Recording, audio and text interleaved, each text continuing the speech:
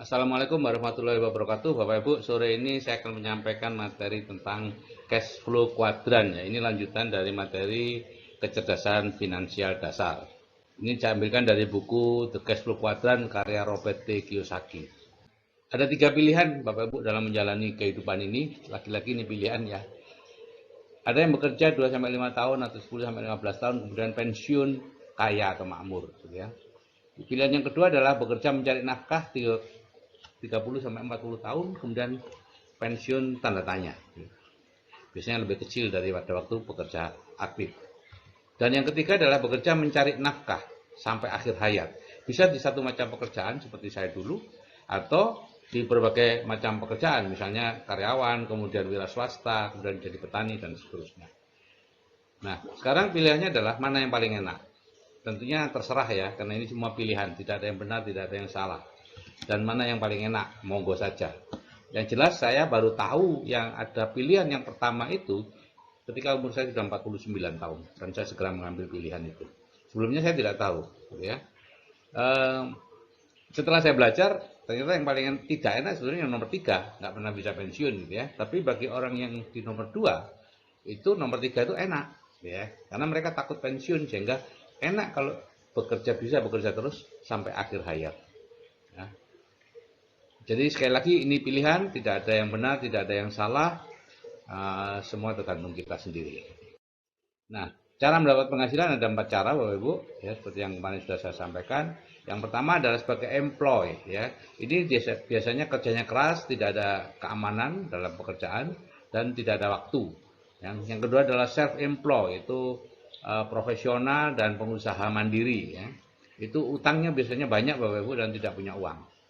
Dan 95% orang ada di kuadran ini yang disebut kuadran kiri, kuadran active income. Hanya 5% kekayaan dunia yang di sini ya, sehingga yang di sini makin lama makin berat dan umumnya stres ya. Nah, yang sebelah kanan adalah business owner, pemilik bisnis. Itu ada 3 konglomerasi waralaba dan network marketing ya. Biasanya kerjanya mudah, stabil dan punya banyak waktu ya, kalau sudah berhasil tentunya ya. Kalau sedang merintis ya jauh lebih keras daripada yang kiri ya. Yang ketiga adalah, yang terakhir adalah investor ya. Ini tidak punya uang ya, tidak punya hutang dan berkelimpahan umumnya ya. 5% penduduk ada di sini, tapi keuangan dunia 95% ada di sini. Nah, itu semua pilihan Bapak Ibu, terserah Bapak Ibu mau milih yang sebelah kiri atau sebelah kanan ya.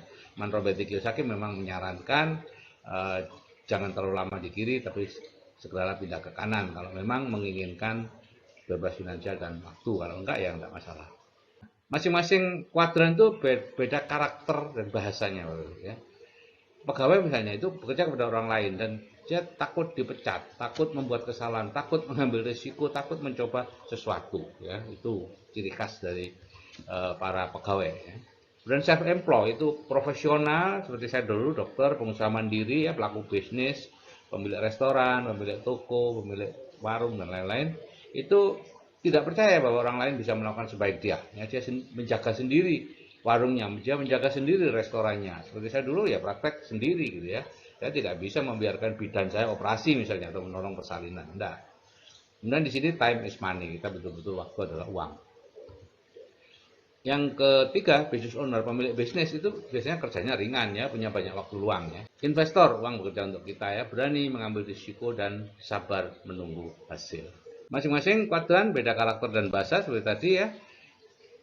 Kuadran kiri itu biasanya bicara pekerjaan dan proses ya, teknik mengajar, teknik pengobatan, teknik peternakan ya. Saya dulu bicaranya itu saja dan tabu bicara soal uang ya atau soal kaya, nggak berani Bapak Ibu ya, rasanya nggak nyaman gitu loh kalau bicara soal uang.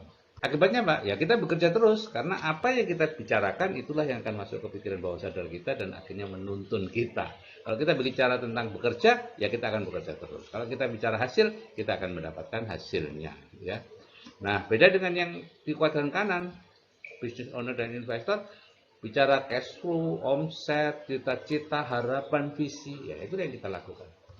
Akibatnya apa? Yang sebelah kiri numpuk harta benda, ya umumnya numpuk, uangnya digunakan untuk membeli beban, sedangkan uangnya sendiri lari ke kanan Bapak Ibu, gitu ya.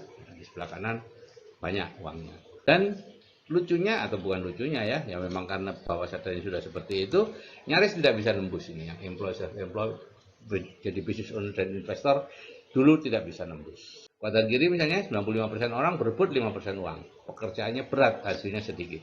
Gantian Bapak Ibu, pensiun, PHK ya, semakin berat ya. Semakin lama semakin berat. Guru itu dulu ada SGB, sekolah guru B, kemudian dirubah menjadi SPG, sekolah pendidikan guru ya, jadi SGA dulu, SPG, sekarang harus sarjana pendidikan. Dokter juga begitu, dulu dokter umum sudah top markotop, sekarang enggak konsultan, enggak bidan juga sama, makin lama makin persyaratannya makin berat. Tapi saya lagi itu pilihan, ya. Kalau di kuadran kanan itu 5% orang berbagi kuadran 95% uang, pekerjaan ringan, hasilnya besar, penghasilannya bisa diwariskan. Dulu eksklusif keluarga kaya yang bisa menurunkan itu, tapi sekarang ada train entrepreneur, jadi sudah bisa dari kuadran kiri bisa ke kuadran kanan. Jadi ini bekerja mencari uang, di sini bekerja membangun jaringan atau aset.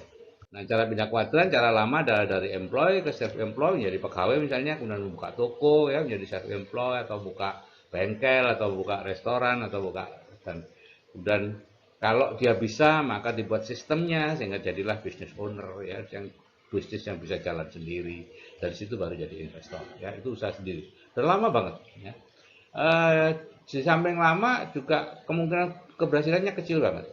Di Amerika Serikat ada statistik ya, dari 100 perusahaan yang didirikan dalam waktu 10 tahun tinggal 1% Bapak Ibu ya. Di Indonesia belum ada statistiknya, tapi ya 11-12 lah sama dengan di sana. Nah, yang cara baru dari employee self employed itu langsung diajari belajar untuk ke business owner. Jadi belajar Bapak Ibu. Kuncinya adalah belajar. Banyak teman-teman saya yang saya ajak ke business owner itu tidak belajar, dia merasa seperti berbisnis gitu loh. Akhirnya apa? 1 bulan, 2 bulan, 3 bulan, setahun nggak dapat uang, frustrasi. Yang enggak Bapak Ibu, namanya juga belajar. Ya. Anda sekolah SD 6 tahun dapat uang, SMP 3 tahun dapat uang. Enggak lah mengeluarkan uang. Nah, cara pindah kuadran itu sebetulnya adalah memasukkan pola pikir orang kuadran kanan ke dalam pikiran bawah sadar kita. Ya. Kalau dulu dengan merantau dan ketemu mentor, kalau sekarang dengan audio terapi bawah sadar itu, kemudian materi, dan materi harus Anda terus ya, baca terus, jangan baca hanya satu kalimat dan sudah merasa sudah mengerti keseluruhannya, enggak. Itu tujuannya untuk mengencerkan Bapak Ibu kegagalan Anda di situ biasanya tidak mau membaca sampai tuntas, tidak mau mengulangi lagi ya. Harusnya seperti itu ya. Toh selama ini Anda seumur hidup ya diulangi terus kan omongan orang-orang di sekitar Anda itu ya. Ikut seminar dan lain-lain. Jadi baca semuanya. Semua yang diberikan mentor baca. Seperti tidak berguna, baca. Anda merasa enggan, tetap baca. Kenapa? Enggan itu perasaan Anda atau bawah sadar Anda tidak mau diganti. Jika dia menyabotase Anda. Anda harus secara sadar berusaha menuangkan itu tadi cairan ke dalam otak Anda. Ya, pengenceran Bapak Ibu. Jadi setelah memahami tentang kecerdasan finansial, semakin tahu bahwa untuk bisa memiliki keamanan keuangan dalam hidup ini kita perlu ke kuadran kanan. Tapi lagi-lagi itu pilihan ya. Ada quote dari Robert Kiyosaki, di kuadran kiri kita bekerja mencari uang dan tidak mungkin bisa kaya, hanya hidup mewah saja. Di kuadran kanan kita membangun jaringan yang akan membuat kita kaya. Jadi untuk selanjutnya video yang berikutnya adalah bagaimana mengenal bisnis-bisnis berjaringan. Gitu ya.